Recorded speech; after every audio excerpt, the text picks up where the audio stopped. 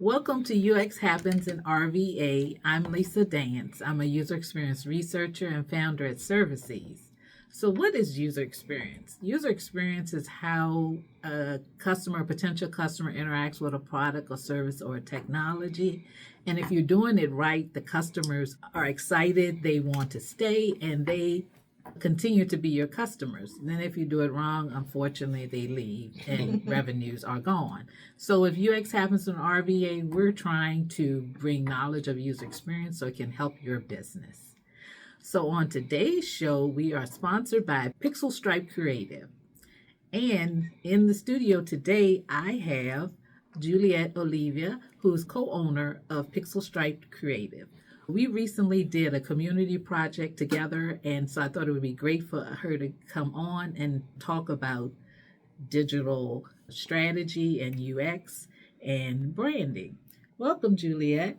Welcome to the show. Can you tell us a little bit about yourself and Pixelstrike Creative? Sure. I'm the co-owner and co-founder of Pixelstrike, and we're a digital design and marketing agency. We're located in Bon Air in Richmond, and we help businesses of all types and all sizes to build and bolster their digital presence, and we help them elevate their brand, get new perspective, and fulfill their vision. So we like to build and execute on thoughtfully constructive ideas that energize their presence in the modern marketplace. Okay, it's wonderful. And you had me when you said thoughtful, because I think that's really important when you're thinking about your brand, your website, your strategy. There has to be some thinking behind it, right? We just don't throw up things and get the impact that you want. Know that you all are having a big milestone coming up in October. What is that? So we're going to be 10 years old in October on the 17th. Very exciting birthday for us. So wonderful. Can you tell me a little bit about how you all got started? Yeah, sure. So I have always worked as a in-house graphic designer for various companies, and doing this I ended up learning a lot about inner workings of small businesses. I always did a lot of freelance on the side as well, just to keep things interesting, but I learned a lot about how scrappy and resourceful you have to be in the small business world, and how many hats you have to wear, and all the things you have to manage and juggle at the same time. So the freelance work basically grew into a place where I could impart some of that knowledge that I gained from my experience, and it became a place where I could take things off other people's plates for them. So in all the years of Pixelstrike, when the conditions are right and there's a real investment in the work and doing it properly and a lot of resilience, we've found that small business can be big business. Oh, wonderful. You definitely said it when you say that small businesses, there's a lot to do, and having someone to take it off their plate is so relieving, and especially and have that knowledge to help them to be successful. So let's talk about how digital strategy and user experience and branding can bring success to a small business. Absolutely. Where should we start? Let's talk about user experience and how that relates to customer trust. Absolutely. So it takes about 50 milliseconds for someone to form a first impression. And that extends to other things like websites. So you have 1/10 of a second for a user to get their impression, and that will determine whether or not they're going to stay or go. And the fact is, we judge books by their covers. And the reason for that isn't really superficial, it's actually psychology. When an experience is thoughtfully designed, it's smooth, it doesn't have friction, and it's intuitive. It doesn't take a lot of cognitive lift to navigate through it. We don't notice it. And it's the not noticing it that makes it a good thing. If we notice the experience, it's usually because it's difficult, it's confusing, it's problematic, it erodes that confidence, and we end up trusting the provider of that experience a little bit less, and we're less likely to want to engage with them again in the future. So the opposite is true when the experience is unnoticeably good, and it builds that trust by demonstrating your competency, your reliability, and care. And definitely people are looking for reliability. Most people don't have a whole lot of time for frustrating experiences that take up more time than they have allotted for it. Having someone, you and Pixelstrike Creative, on board to help alleviate those types of things is really important for businesses. Tell me, you had said previously that a website can be a business's most powerful tool. but it's often underutilized. That's true, yes. It's a very powerful tool because it's basically a storefront for you 24 hours a day, 7 days a week. It can act as a sales rep, a marketing platform, customer service hub, all kinds of things. And it can reach unlimited amounts of audiences. It builds credibility on your behalf. It can drive those conversions. And it doesn't require a lot in the way of extra staff or overhead to accomplish that much. A lot of businesses will treat their website like it's a digital business card or a brochure instead of a strategic tool. And that means they're missing out on key opportunities for generating leads and showcasing their experience as well as their brand and creating meaningful relationships with customers that are going to drive long-term growth. That was a really key point what you're saying. Like some people think of it as just a digital business card with it. So that's one of the things that sometimes that businesses will miss out on. But what are common challenges that businesses face like around their website and their branding? Their brand is essentially the most valuable business asset that they have. And it's more than a logo. It's so much more than a logo. It's really the culmination of assets and experiences that people are having with your company. It's the communications, the marketing, the phone calls, it's everything. And it's essentially your most valuable asset because it's what they say about you when you're not in the room. If you don't strategize around creating and expressing that brand the way you want it to, then you're going to lose control of that narrative. And other people could be dictating what that sounds like for you, which is not always the best thing. And as far as websites, one challenge that a lot of businesses I've noticed have is the website, they're treating it like a standalone tactic. And it's really not. It's part of that interconnected set of elements that make up your customer's experience with your company and with your brand. We oftentimes use our websites to focus on what we want to say about ourselves, but we really need to be addressing the needs of our customers and providing information that is relevant to their problems and their goals. And the same goes with digital marketing. Again, not a standalone piece. It's all just part of that ecosystem as much as your business strategy would be.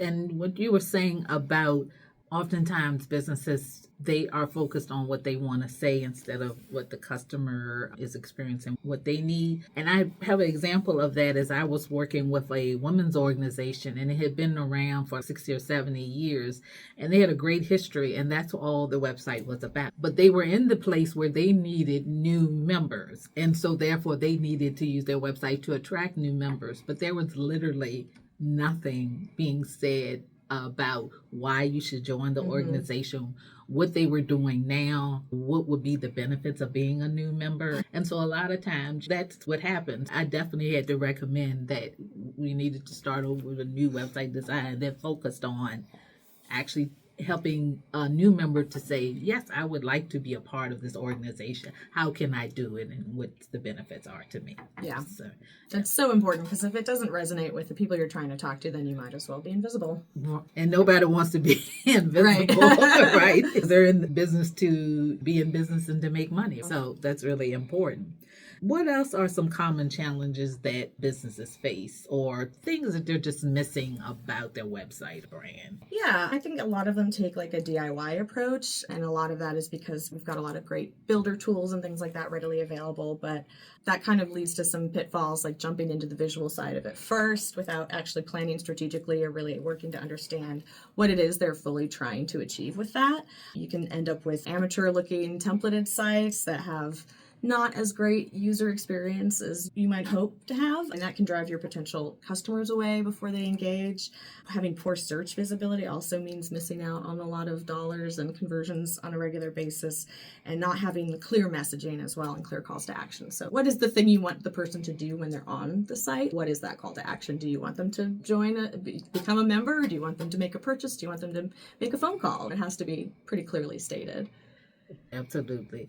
And your point with the DIY builders is that they're so accessible, but they are also, you have to have a strategy behind it, but they also take up a lot of time if that's not your area of expertise. And especially a small business owner who's working in their business and trying to work on their business, they often don't have the time to really make a effective website. Yeah. So having expertise who can come in and really get to what you're trying to achieve and execute it is really important. Definitely. And I have suffered through that DIY approach to website builders myself. So I definitely can appreciate that. What are some other mistakes that cost business money or time? I think it's when they're trying to take smaller, minor shortcuts along the way, like using a builder, not taking the time to really strategize around who you're talking to or what it is you want to accomplish with that. All of these shortcuts, they seem well and good, but they tend to end up in lost revenue. They can hurt your brand credibility. They can hurt your competitive advantage, rather than just making the investment up front in a good strategy and implementing it properly to begin with. Absolutely.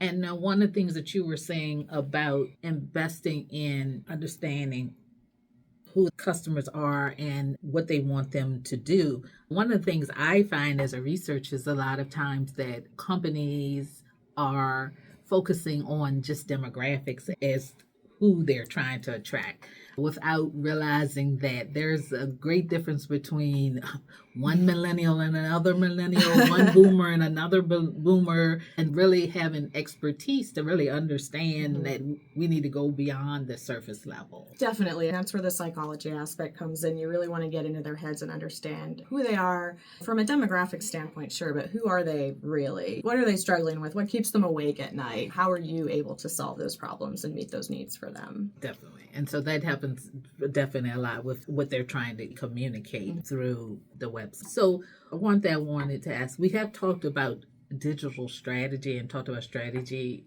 a bit. So what is strategy, to help people zoom in on that a little bit more?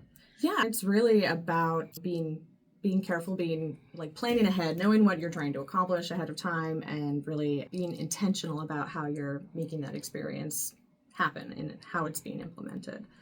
Yeah, having what you want to accomplish and thinking it through, that's always important in anything. So definitely in your business where you're trying to make money and to have longevity with it. We've talked about a lot about what things can go wrong, but we want to be positive, and let's talk about and share some practical takeaways for our listeners.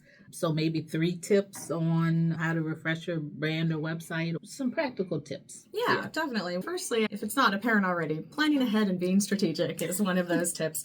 You want to consider the experience that your users have at every single touch point that a person might have with your brand. That can be online, but it can also be offline as well. You want to allow yourself enough time to plan and design and implement it the right way.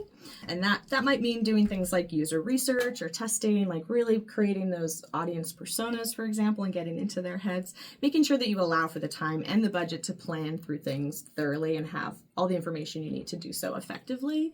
And then remembering that it's an investment ultimately, and it's a long-term one. So when you invest well, you're enabling yourself to approach your brand and your website with a strategy and a means to implement it, and you'll get more out of that investment in the long run because you've made it work for you. Right, absolutely. Okay, any other tips you might have on when it might be time to invest in a new website? Oh yeah, definitely. It's probably time to invest in a refresh or a new website, at least if you're noticing people can't find it.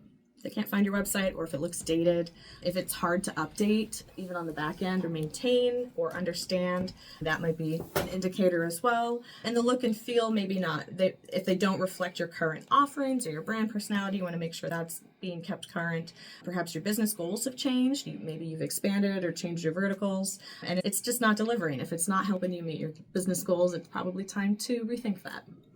If it's not accomplishing what you need, then definitely time to look at a refresh.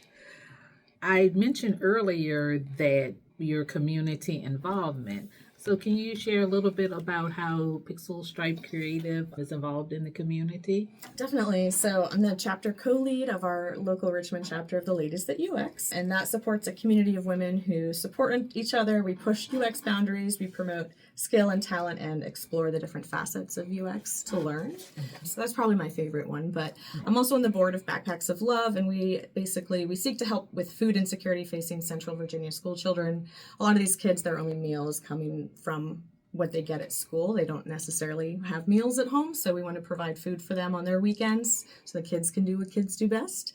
In the past, I've also served on a board called the Dynasty House, which is an organization that worked to build a school in Sierra Leone.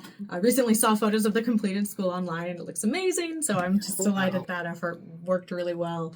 We also do 1 to 2 pro bono projects every year to support causes and organizations that we just personally care about and we want to help, because bleeding hearts. We just want to help.